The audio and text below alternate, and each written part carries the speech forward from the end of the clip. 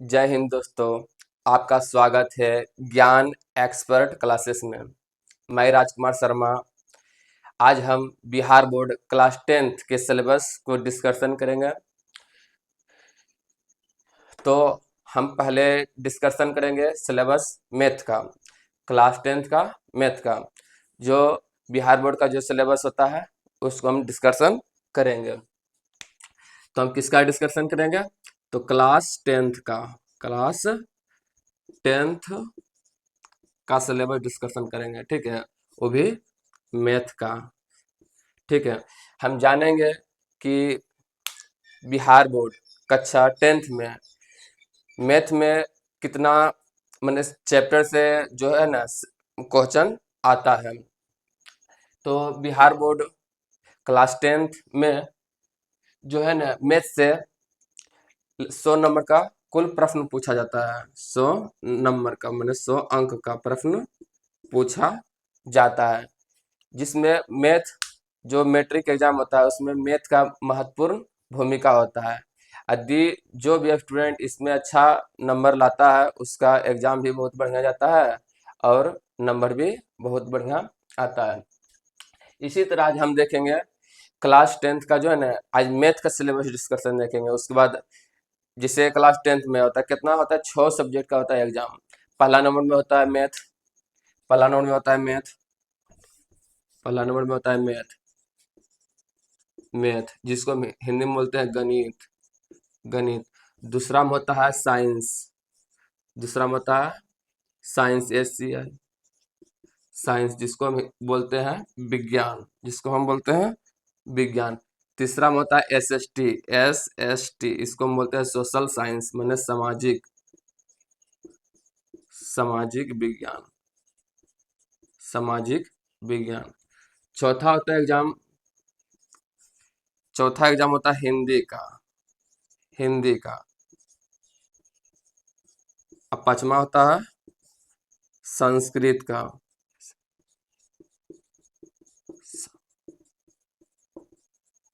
संस्कृत का होता है। छठा होता है इंग्लिश का,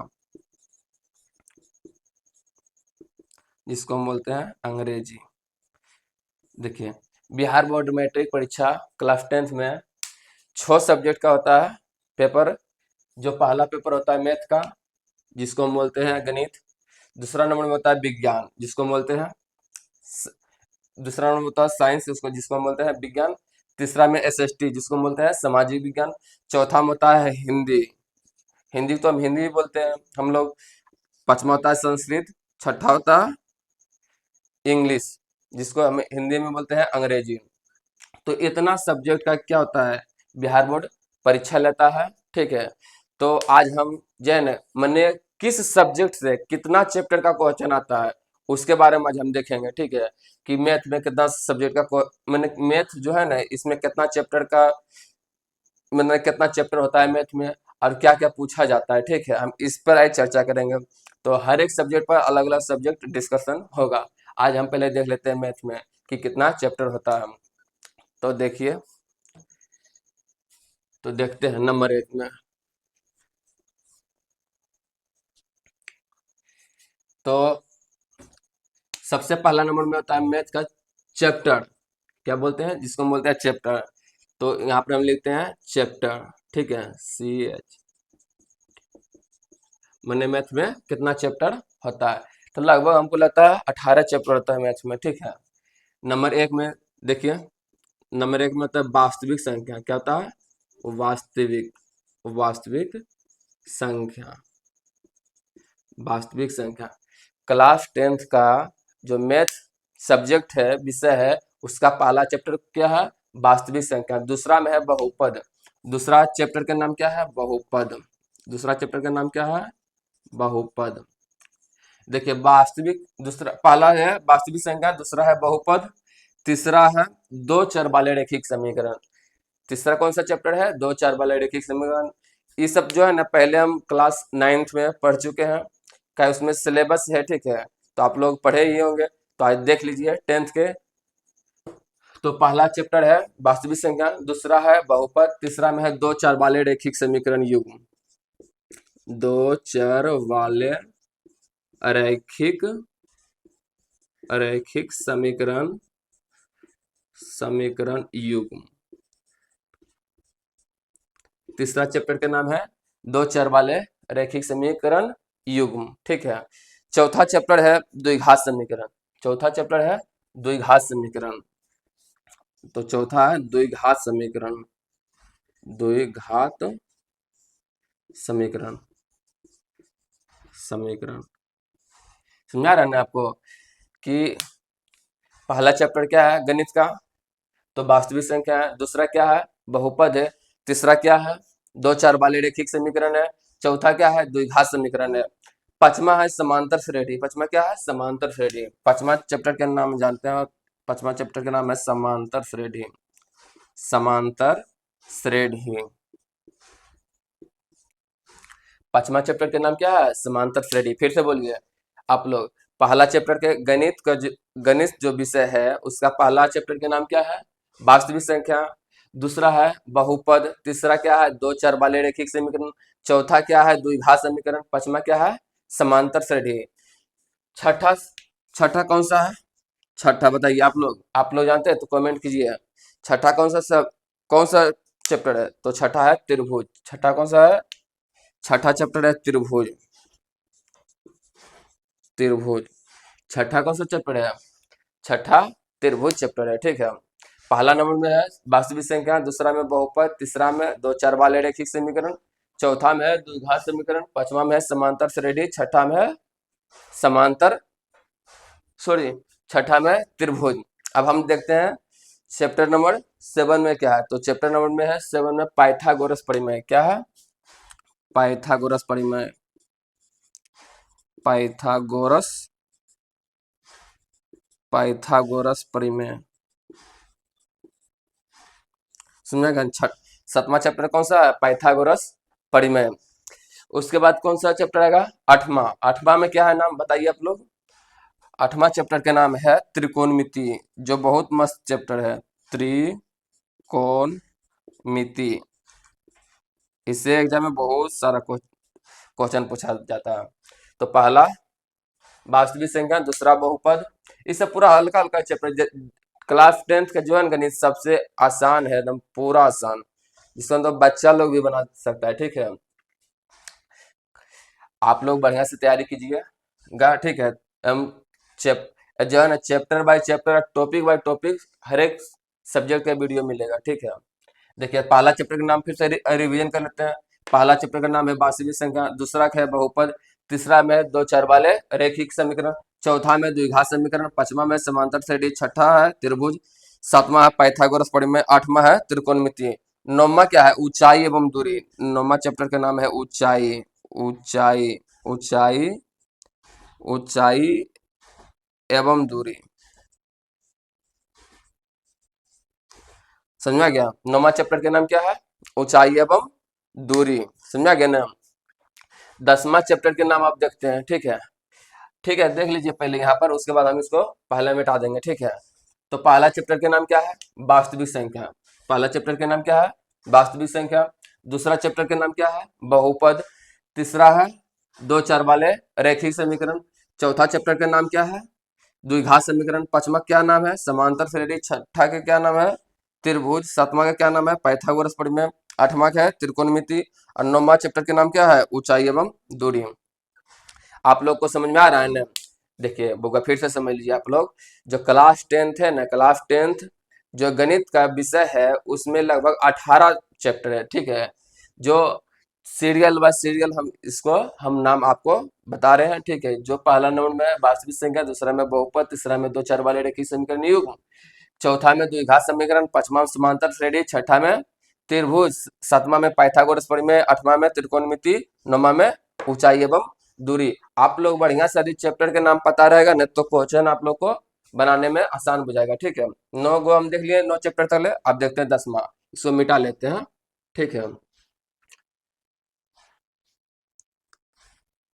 अब देखिए 10वां चैप्टर के नाम। 9 चैप्टर तो हम 9 चैप्टर का नाम जान चुके हैं। और 10वां चैप्टर कौन सा है आप लोग बताइए कमेंट कीजिए बताइए। ठीक है। तो 10वां चैप्टर का नाम क्या है निर्देशांक ज्यामिति है। क्या है? निर्देशांक ज्यामिति या नियामक ज्यामिति भी बोलिए, नियामक ज्यामिति, नियामक ज्यामिति, ठीक है। 10वां चैप्टर का नाम क्या है? नियामक ज्यामिति। देखिए इसमें जो है ना हर एक पब्लिकेशन अलग अलग जो है ना चैप्टर को आगे पीछे करके रखा हुआ है। एनसीईआरटी कुछ है, भारतीय भवन में, भारतीय भवन जो पब्लिकेशन का बुक है उसमें कुछ है, और स्टूडेंट फ्रेंड्स में भी कुछ अलग है। थोड़ा ऊपर नीचे कर दिया है चैप्टर का नाम, उससे कोई दिक्कत नहीं है, लेकिन जो जो चैप्टर हम लिखा रहे हैं यही सब ऑल टोटल चैप्टर है, सभी चैप्टर है, ठीक है। तो 10वां चैप्टर का नाम समझ आ गया, कौन सा है? नियामक ज्यामिति। उसके बाद 11वां है वृत्त की स्पर्श रेखा। 11वां कौन सा है? 11वां चैप्टर का नाम क्या है बताइए? वृत्त से स्पर्श रेखा है, वृत्त, वृत्त से स्पर्श, स्पर्श रेखा, वृत्त से स्पर्श रेखा, समझा गया ना? 11वां चैप्टर का नाम क्या है? वृत्त से स्पर्श रेखा। उसके बाद 12वां चैप्टर कौन सा है? रचना है। जिस रचना है, 12वां चैप्टर का नाम क्या है? रचना, रचना, रोचो, इसको हम बोलते हैं रचनाएं बोलते हैं। 12वां चैप्टर का नाम क्या है? रचनाएं। उसके बाद 13वां चैप्टर का नाम है वृत्त से संबंधित क्षेत्रफल। 13वां चैप्टर का नाम क्या है? वृत्त से संबंधित क्षेत्रफल, वृत्त, वृत्त से संबंधित, संबंधित क्षेत्रफल, वृत्त से संबंधित क्षेत्रफल।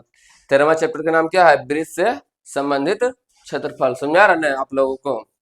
ये इतना ये सब पढ़ना है, ठीक है, आगे चल करके मैंने कल से मैंने इसका चैप्टर इंट्रोडक्शन है, उसके मैंने सिलेबस डिस्कशन है, हम उसके बाद फिर आएंगे, मैंने कुल एक चैप्टर करके हर एक वीडियो हम अपलोड करते जाएंगे प्रतिदिन।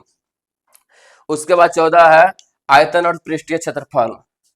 14वां चैप्टर का नाम है आयतन, आयतन और पृष्ठीय क्षेत्रफल, पृष्ठीय क्षेत्रफल, समझा गया ना? 14वां चैप्टर में कौन सा है? कौन सा चैप्टर है बताइए? आयतन से, आयतन और पृष्ठीय क्षेत्रफल, समझा गया ना? उसके बाद है 15वां, 15वां चैप्टर कौन सा है? तो 15वां चैप्टर है माद। क्या है? माद, सबसे आसान चैप्टर है माद। 16वां चैप्टर है माध्यिका, माध्यिका, ठीक है। 17वां है बहुलक, माद माध्यिका बहुलक, बहुलक, ठीक है।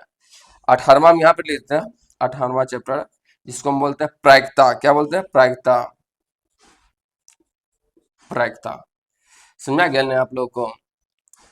तो बच्चों आप लोग देखिए क्या है, जो मैथ का सिलेबस है, मैथ, मैथ का सिलेबस क्या है? तो मैथ को जो मैथ से जहां से क्वेश्चन आता है ना उसको हम यही बोलते हैं सिलेबस। तो मैथ में कितना चैप्टर है? तो 14 चैप्टर है, सॉरी 14 ने 18 चैप्टर है, यहाँ से ही क्वेश्चन आएगा, ठीक है। तो पहला नंबर में आप कुल के फिर से नाम रिपीट कर लीजिए। पहला नाम है वास्तविक संख्या, दूसरा नाम है बहुपद है, तीसरा नाम है दो चर वाले रैखिक समीकरण, चौथा है द्विघात समीकरण, पांचवा है समांतर श्रेणी, छठा है त्रिभुज, सातवां है पाइथागोरस प्रमेय, आठवां है नियामक ज्यामिति, नौवां है त्रिकोणमिति, 10वां है ऊंचाई एवं दूरी, ऊंचाई एवं दूरी क्या है? 10वां है। 11वां में वृत्त, वृत्त से स्पर्श रेखा या वृत्त की स्पर्श रेखा बोल सकते हैं आप लोग, ठीक है। एक कितना हो गया? 11वां ने वृत्त से स्पर्श रेखा। उसके बाद और देखिए, उसके बाद 12वां है रचनाएं। क्या है? रचनाएं। और 13वां कौन सा है? 13वां है वृत्त से संबंधित क्षेत्रफल, और 14वां है आयतन से पृष्ठीय क्षेत्रफल, 15वां क्या है? माद है, 16वां माध्यिका है, 17वां बहुलक है, 18वां प्रायिकता है, ठीक है। तो इतना ही चैप्टर है, समझिए। बिहार बोर्ड अब क्वेश्चन कैसे पूछता है हम इसके बारे में समझते हैं। तो देखिए आप लोग,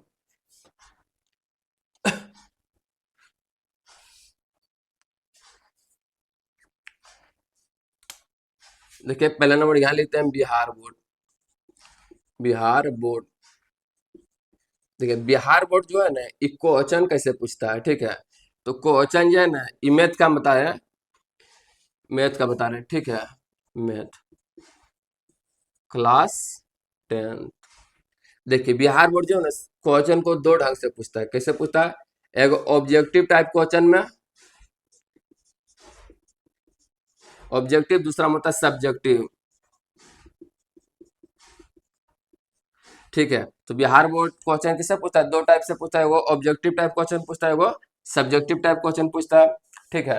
तो ऑब्जेक्टिव टाइप में क्या होता है देखिए, तो ऑब्जेक्टिव टाइप में जो है ना, इसमें कुल प्रश्नों की संख्या कितना होता है? पहले इसमें अंक देखिए, अंक इसमें जो है ना, इसमें अंक ऑल टोटल होता है 50 अंक के परीक्षा होता है।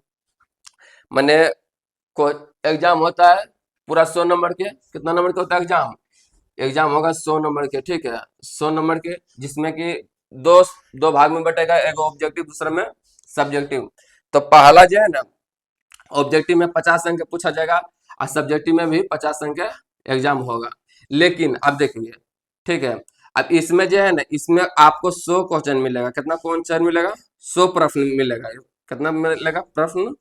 प्रश्न की संख्या जो है ना, प्रश्न की संख्या 100 रहेगा, ठीक है, ठीक है ना। लेकिन हमको इसमें बनाना कितना है? 50 ही क्वेश्चन बनाना है।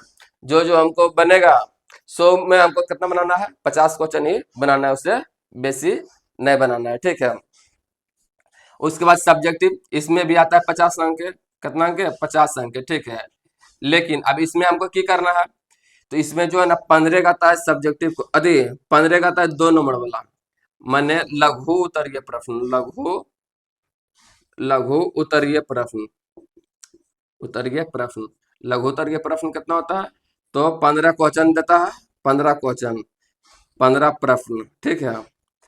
जो कितना नंबर का रहता है? 2 नंबर का रहता है, 2 अंक के। कितना अंक का रहता है? 2 अंक है। तो 15 क्वेश्चन बनाएंगे तो 30, मैंने जो है ना 15 क्वेश्चन बनाना है। कुल क्वेश्चन का कितना संख्या रहेगा? कुल क्वेश्चन की संख्या इसमें 30 को रहेगा, इसमें हमको कितना बनाना है? 15 क्वेश्चन बनाना है, ठीक है। प्रश्न की संख्या, प्रश्न की संख्या, प्रश्न की संख्या इसमें कितना है? प्रश्न की संख्या 30 है, लेकिन हमको इतना, इसमें कितना बनाना है? 15 प्रश्न ही बनाना है, ठीक है। उसके बाद दीर्घ उत्तरीय, इसमें सब्जेक्टिव में दो टाइप के क्वेश्चन पूछा जाता है, वो लघु उत्तरीय, दूसरा में दीर्घ उत्तरीय प्रश्न। तो लघु उत्तरीय प्रश्न में हमको 30 को में कितना बनाना है? 15 क्वेश्चन बनाना है। लेकिन दीर्घ उत्तरीय क्वेश्चन, दीर्घ उत्तरीय क्वेश्चन, ठीक है, दीर्घ उत्तरीय क्वेश्चन बोलिए, प्रश्न बोलिए, ठीक है आप लोग। तो इसमें आता है 8 क्वेश्चन। कितना आता है? 8 को। लेकिन हमको इसमें जवाब देना है 4 को के। प्रत्येक जन ने कितना अंक रहता है? 5 अंक। कितना रहता है?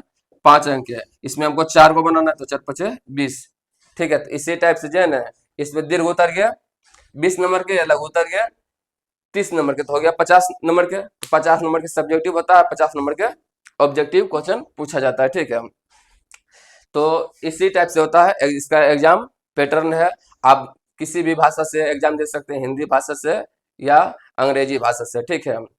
तो आप लोग समझ समझ ही गए होंगे कि मैथ का सिलेबस डिस्कशन कहाँ का क्या क्या पूछा जाता है। तो इतना ही सब्जेक्ट से क्या होता है, इतना ही चैप्टर से क्वेश्चन पूछा जाता है, ठीक है। तो आप लोग को लिए जो है ना चैप्टर वाइज, ठीक है, उसका वीडियो प्रतिदिन अपलोड होगा इसी चैनल पर। चैनल का नाम क्या है? ज्ञान एक्सपर्ट क्लासेस। जहां पर आप लोग अभी इस वीडियो को देख रहे हैं, आप लोग चैनल को सब्सक्राइब कर लीजिए, और साथ ही अपने दोस्तों वगैरह, दोस्तों में शेयर कर लीजिए, या अपना और जो जो पढ़ाई करता है भाई बहन जो भी हो, ठीक है। तो ठीक है, मिलते हैं हम अगला वीडियो में। जय हिंद।